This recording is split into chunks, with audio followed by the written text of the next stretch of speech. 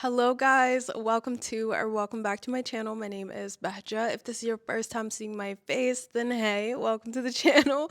And if you've been here before, like always, it is an honor and a pleasure to have you here with me. On this channel, I help you reach your fullest potential through self-development, lifestyle, beauty, health, and wellness, literally anything and everything that falls under the category of you reaching your fullest potential. If that is something that you're into, then you should definitely subscribe and join us because this corner of the internet is all about the girls becoming, and I'm so happy to have you here. Being ambitious is such a blessing. It is such a beautiful thing. And every single day that I wake up, I'm so grateful for it. The ambition, the drive, the dream that I have. However, sometimes it feels like a disease. I'm not even kidding. The constant urge to do more, to become more, the obsession with potential, the inability to rest even when you've deserved it, it feels like a disease. It feels like a disease sometimes. If you guys don't know, I've been self-employed for a little under 3 years now, but I have been so ambitious and driven since I came out of the womb, if I'm being completely honest. I've always known that there is no room in my life for mediocrity.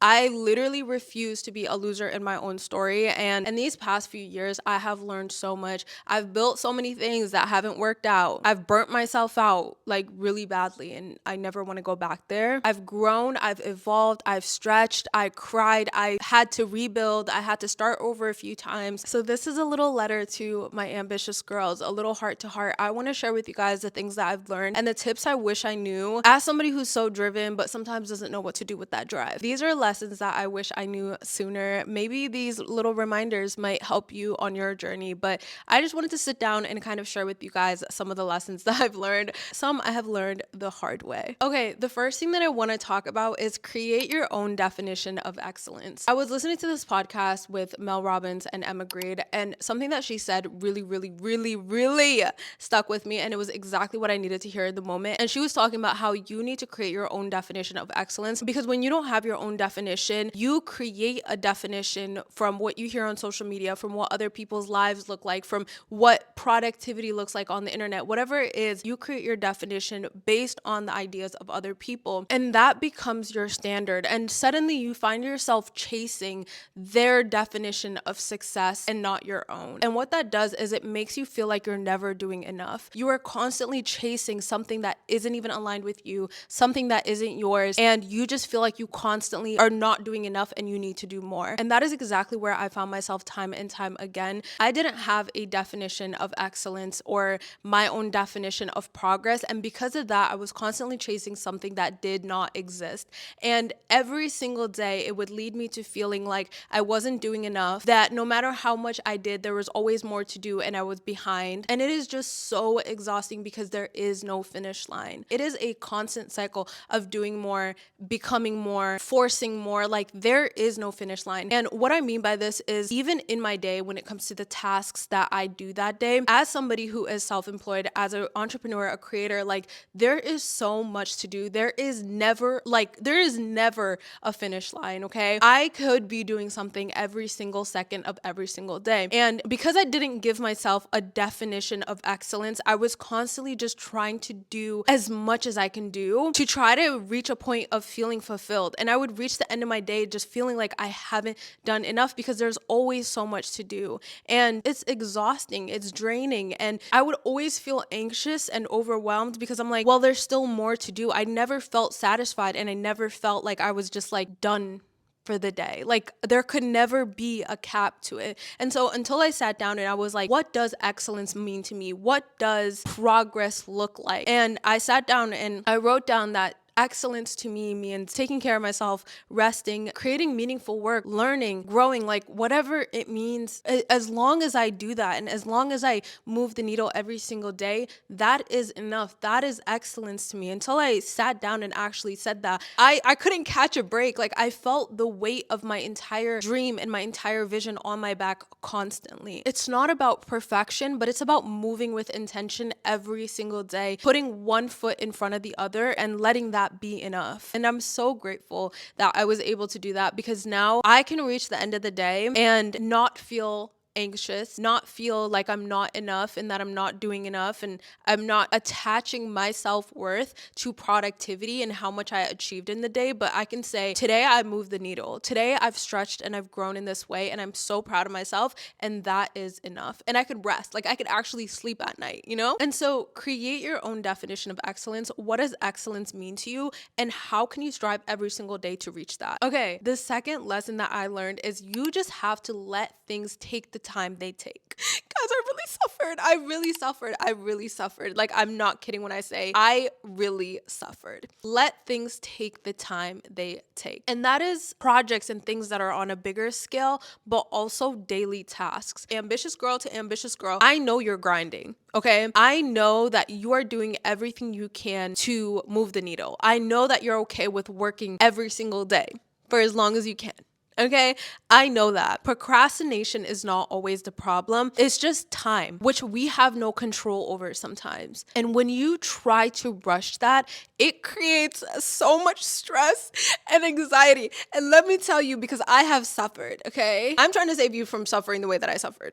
Okay, I know we're all guilty of this, okay? We create a to-do list that is so long with 13, 14 needle moving tasks that if you look at each one, is something that someone would clock into work and work on for probably 2 days. But we fit 12 of those into one day's to-do list. At least me. Was I ill? Was I ill? But I know I've spoken to a lot of my friends who are also super ambitious, and I know this is something that we all are guilty of. So maybe you resonate with this, but we give ourselves so much to do on our to-do list, and then we have this invisible clock hovering over our head just ticking. And the whole time you are working on this one thing, you are stressed and thinking about how little time you have and how long this thing is taking you, and the 12 or 13 other things there are to do on your to-do list. Now, if you're guilty of this, you let me know.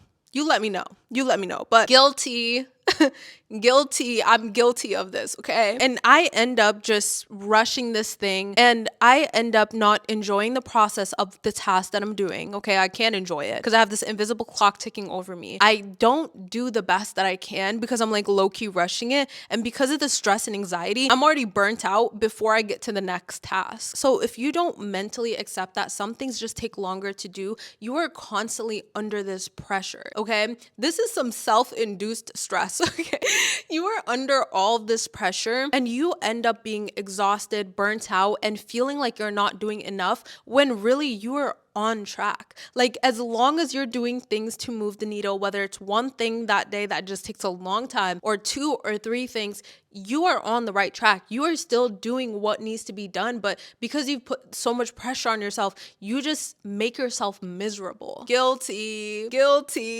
And it's so sad, but I found myself for a really long time just rushing through my day, rushing through my morning routine, rushing through brushing my teeth, rushing through working out, rushing through showering, because there's just so much things on my mind that just need to get done in this invisible timer that is above my head. And even when certain things took a long time, I would get mad. I would literally be frustrated because I'm like, I could be spending this time getting X, Y, and Z done. And it's really sad because when you rush through your day like that, it honestly pulls you away from even recognizing your own greatness. It makes you ungrateful. It makes you blind of seeing the blessings and the greatness around you, enjoying your day, feeling gratitude for your day. And it sucks to be in that state. And sometimes we have to get really real with ourselves and ask ourselves, why are we rushing? Literally, why are we rushing? Where's this need to rush coming from?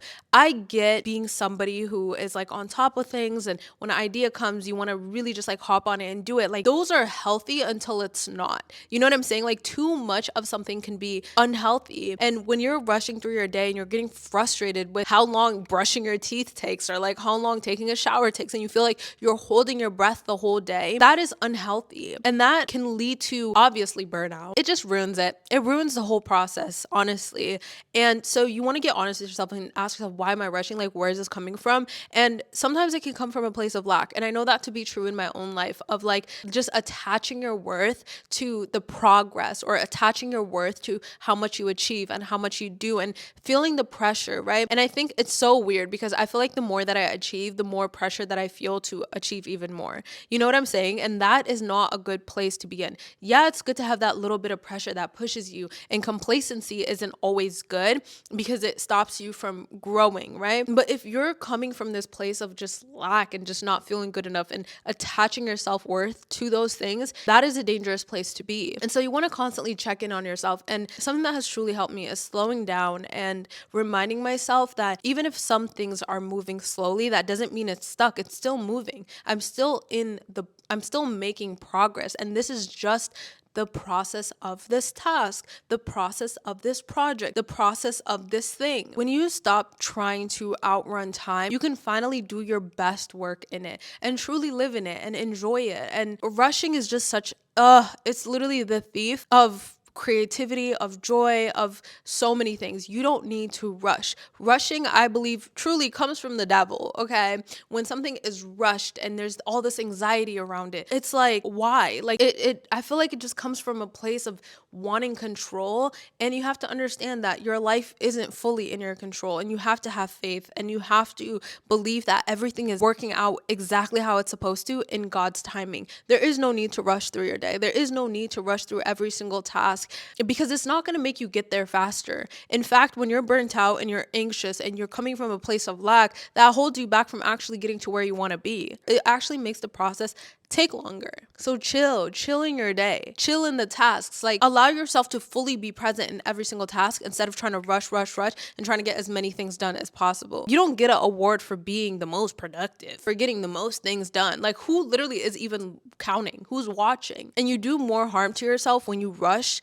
than when you actually like slow down and chill out and chill out and like chill out. Yeah. Let things take the time that it takes. And it's funny because even when things take longer than you want them to take, it usually is at the most perfect time. Like, I just think to myself, like, God's timing is so perfect and everything will happen in that exact timing. Just continue creating that momentum and continue showing up. Time is not really in your hands. Like, a lot of the times when things happen, when things get done, it's not truly in your hands. And I know procrastination is not the problem for us. I know working on things is not the problem for us a lot of the time. And the next thing is to surround yourself with driven women. I am so grateful for the people that I have in my life. The first girl boss, ambitious woman who's just absolutely killing it that I've known in my life is my mother. Okay, is my mother. My dad, super driven, super motivated. They inspired me so much, and just watching them build the life that they have has inspired me so much. Okay, when I didn't believe in myself, I'm not gonna get emotional.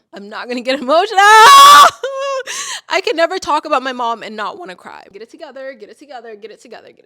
Cameras are rolling. When I didn't believe in myself and I had down days, I always had my mom there telling me that I can, pushing me, making sure that I show up for myself every single day, even if I didn't believe in myself. Why am I crying?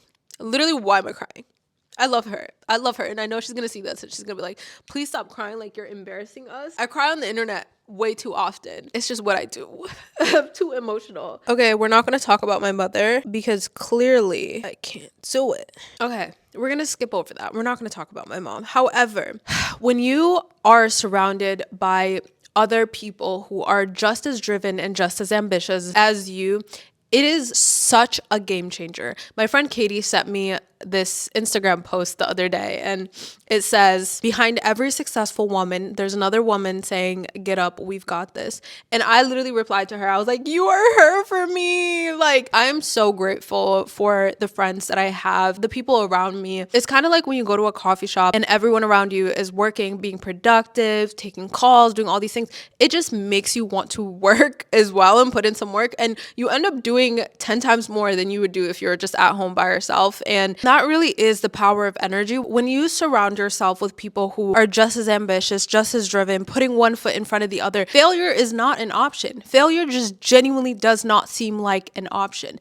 Not only that, but fear goes out right out the window. When your friend is trying and failing and getting back up and trying, and you see them putting in effort, it is a lot less scary to put yourself out there, to do the same thing, to put one foot forward. You don't even have to be around them all the time. You don't even have to be talking to them all the time. But just knowing that they are also moving forward, it makes the fear a lot less potent. Like, I don't know how else to explain it, but it is such a beautiful thing. And because I've been exposed to like ambition and drive, and because obviously like my parents had no choice. They had no choice. They had to make it work. But because I was exposed to that from such a young age, and like just experiencing that and seeing how driven my siblings are and seeing how driven my parents were, like failure is not an option. Failure is really not an option. It's really not an option. And that's why even in the beginning of the video, I started with mediocrity has never been an option for me, and it never will be. Because I took a path that I guess is a little bit different from the traditional success that I saw growing up. So I had to create an environment around me. And so what I had to do was I had to just be intentional with who I followed on social media, because I didn't have friends that were on the same path as me. I didn't know anyone that was on the same path as me. I didn't have people around me that had similar goals as me, or the habits that I wanted to implement. And so I had to intentionally curate my social media to create a digital environment that was aligned with who I wanted to become and where I wanted to go. And now God has kind of aligned me and blessed me with people who are on that same path as me that I can connect with, and some really good friends. So I didn't always have that. I didn't always have that circle. Yes, I was exposed to greatness, I'll say. I think my parents are just absolutely amazing. But like, like I didn't always have that. And I created that through intentionally curating my social media to match that. And so every morning that I would wake up and I would see these girls and the way that they were moving, and I would watch their stories and I would see their posts, I was like, okay, I'm not crazy. Like, it inspired me to also do that and show up for myself. And this is a great time to mention that I have launched our private community. And if you guys want to be a part of it, download Circle app, join us. You can join for free. If you want to be a founder, that comes with a lot more benefits, and you guys can see all the things. But I've always wanted to create a space where ambitious women could come together to connect, to push each other. And when I started creating on social media, it was because I was like, there's a girl out there that feels the way that I do. There's a girl out there that needs to hear the things that I need to share, or the things that I've learned. And I guess a part of me was also like, is there people out there, or am I just crazy? Like, do people relate to me, or am I just crazy? And obviously from the numbers that you see on this channel, there are a lot of people who relate to the things, right?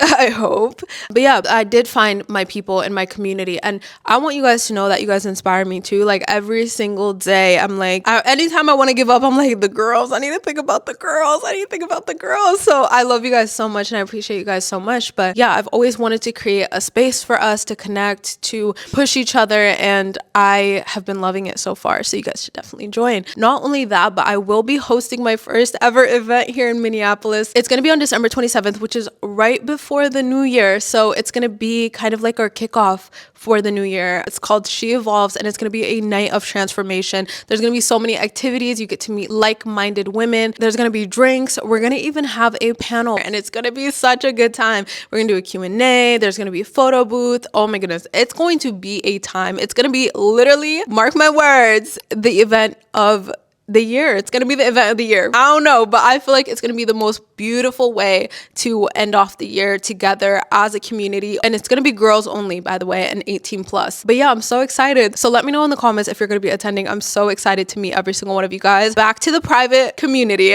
If you're not here in Minneapolis, we can still connect. And I truly love our community already, because there's people from all over the world. We have bi-weekly calls. We host events and workshops, all digitally, all online. We do reflections together. There's a glow up headquarters where we host monthly challenges. I'm going to do giveaways. I am just so excited, because this is what the girl that I used to be has always wanted. Okay, a space for us to all just feel connected. Not only that, but like being able to support each other and push one another. It's a time. So you guys can join for free down below, or you can become a founder for $30 a month and you get access to literally everything. Okay, the next piece of advice that I would love to give you guys is to focus on one thing and one thing only. Doing a million things isn't the flex that we think it is, okay? Yes, it sounds nice to say, I am the CEO of this and I'm working on this and I'm doing this project and I am this and I'm an author and I'm all these things. It sounds so good to say. However, if you try to do everything at once and you spread yourself super thin across everything, you cannot become excellent at one thing. And if you want to succeed and you want to scale something, you have to give it your all, okay? And I learned this the hard way. I launched my hijab brand, Ria, and I wish I didn't. Now, I'm so grateful for the experience that I had, and I'm so grateful for all the things that I learned. It's so funny I say that because I literally have like a few orders that came in this morning that need my attention and I need a wrap. And the thing is, I know I can do it, right? If I want to start a hijab brand and I want to grow it and I want to be the best hijab brand, okay, let's say I want to be the #1 hijab brand, or I want to be so wildly successful at selling hijabs, I know I can do it. I know I have it in me. I have the ambition, I have the drive, I have the work ethic, I have the creativity, I have the mind for it, I have the brain for it. Allahumma barik, okay? I know I can do it. But is it what I want to do?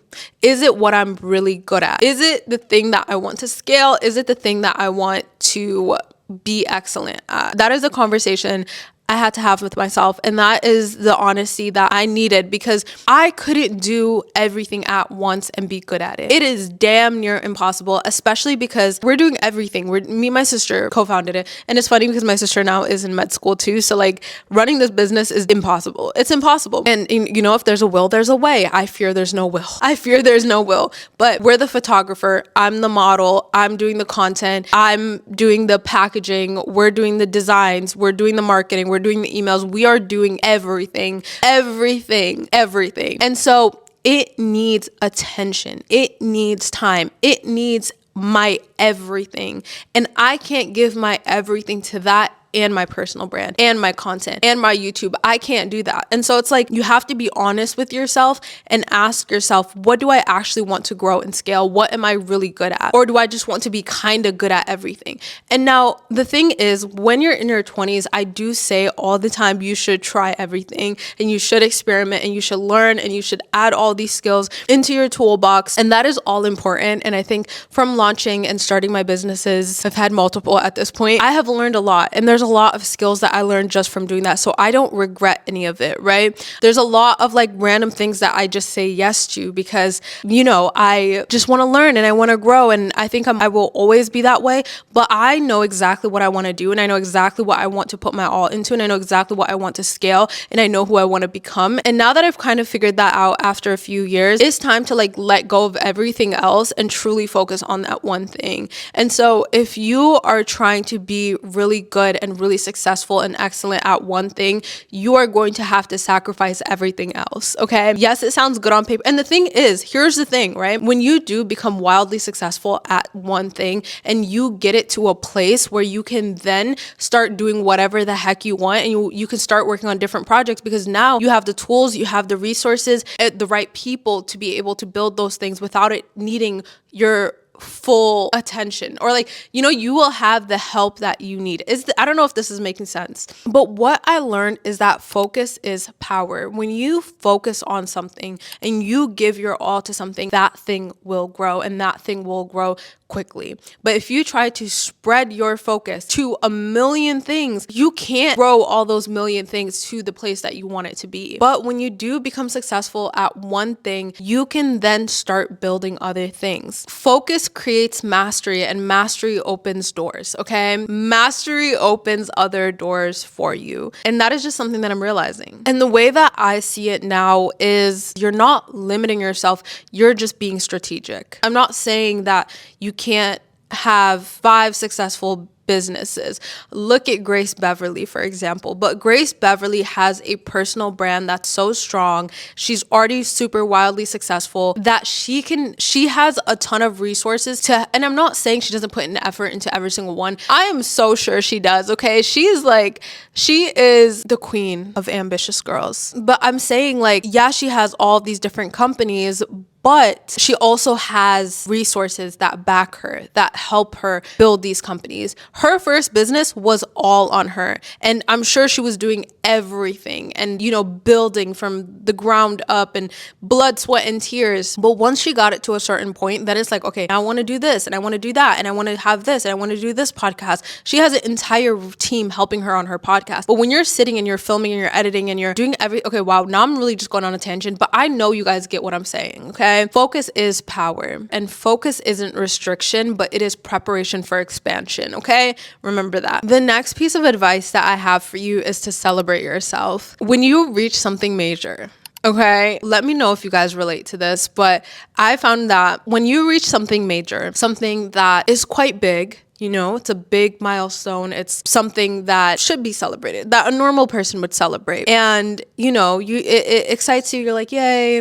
right? But it's something that you prayed for. It's something that, you've dreamed of and you achieve it, but you don't celebrate it and you don't celebrate yourself because it is just a small piece in the vision in where you're going. And so you acknowledge it, but you don't really celebrate it. You don't really see it as something big because you're already on to the next thing. You're already thinking about the bigger vision. That is your cue to slow down. So what happens when you actually reach that goal is dopamine drops really, really, really quickly.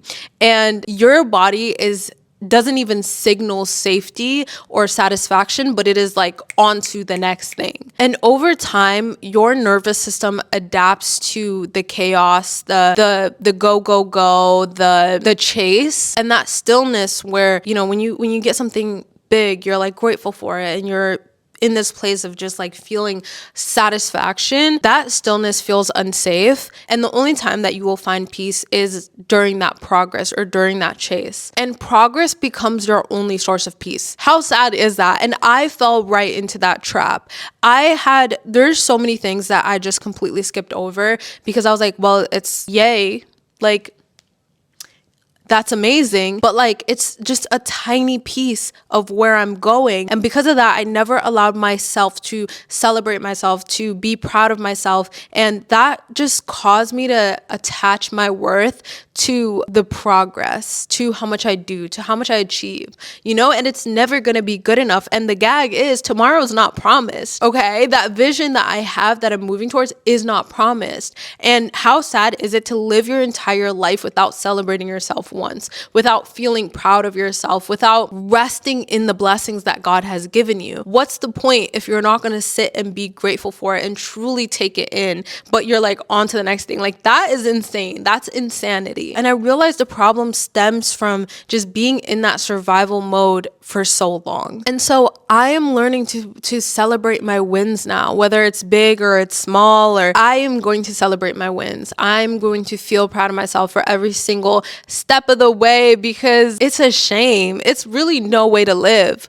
I can finally tell you, your girl has made the Sephora Squad 2026. I've been holding this in for a couple weeks, and celebrating like this, surrounded by my closest friends and my family, feels so full circle. If I'm being completely honest, I don't always stop to celebrate my wins. I'm always thinking of the next level, the next dream, the next version of myself that I'm trying to grow into. But this year, my golden year, I promised myself I wouldn't be a loser in my own story, and that means honoring every win, big or small. I'm no longer rushing past the blessing God placed in front of me. So this moment, I'm claiming it, I'm celebrating it, and I'm thanking God for every step, every lesson, and every ounce of strength that led me here. To everyone who supported me, believed in me, prayed for me, or even just watched me grow, thank you. This is only the beginning, and I'm really grateful to share it with you all. And so one of the ways that I've been doing that is teaching my body that safety exists within achievement. So that means once I do achieve something, just truly sitting in it, being grateful for it, slowing down, not thinking of the next thing, and truly being grateful for it, speaking it out loud, writing it down in my journal. Churakas,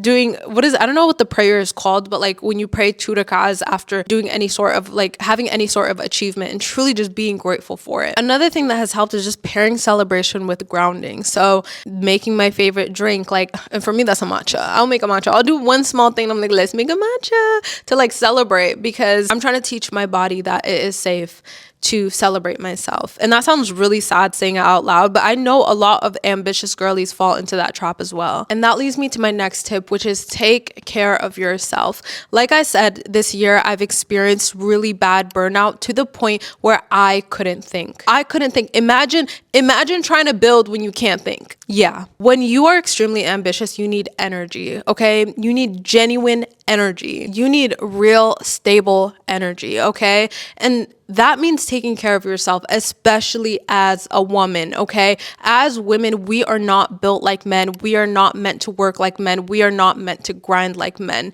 And grind culture does not align with women, period, okay? And taking care of yourself is so important. I used to look at the things that I would do, self-care, as a waste of not a waste. I used to think of self-care as something that was outside of building, like something that is separate from what I'm trying to create and what I'm trying to build, until I realized after burning out really badly, it is a part of it. It is a part of the process. It is a part of the becoming. It is a part of building something amazing. If I'm not taken care of, I can't show up the way that I need to show up. I'm not as creative. I don't have as much clarity when I don't get enough sleep, when I'm not eating enough, it is just torture. It is terrible. It is so bad to constantly be grinding and it makes you ugly. I'm gonna tell you right now, it makes you ugly. My face was puffy, my hair was thinning, my face was breaking out. It makes you ugly. Taking care of yourself is not a luxury. It is a requirement. And I had to learn that it can't continue to be something that I put off until the work is done, because like I said, the work was never done. The work was never done. So there was no time for me to take care of myself. But it is something that you need to build into your schedule. Something that I learned that I needed to build into my schedule, build into every single day. I always say this, but self-care is a woman's greatest superpower, okay? It is a woman's greatest superpower. When you don't abandon yourself, it makes you magnetic. When you take care of yourself, it makes you magnetic. And one of the things that I've been loving and one of the ways that I've been taking care of myself is taking back my mornings. Now, I used to like to wake up in the morning, go to the gym and just like grind, because going to the gym is getting the hardest thing done first, then locking in and doing my work. And that worked for me at some point in my life, but it no longer works for me. When I wake up, I take my morning back. I will wake up, I will go to my bathroom, I will make wudu, I will pray. After praying and doing my affirmations and my adhkar, I will come downstairs in my pajamas. I don't have workout clothes on right now. In my pajamas, I will come downstairs. I will open up all the windows. At this point, it's usually still dark outside, so I'm going to turn on all the soft lighting, light my candles. There is something about just waking up and lighting my candles. Truly, I love it. Okay, my mic died, and I think that's God's way of telling me to wrap it up. But as I was saying, self-care has absolutely saved me, and it does not set you behind. That hour, 2 hours, 3 hours that you spend just focusing on yourself and replenishing yourself, it does not set you behind. It actually puts you ahead. All right, guys, that is all that I have for you guys today. Those are just a few things that have been on my mind. If you guys want me to make a part 2 of this video, I absolutely can do that. I loved filming this, and probably one of my favorite videos that I filmed all year. I can't lie. Shout out to all the ambitious girls. I'm so proud of you guys. I love you so much, and I hope to see you next time.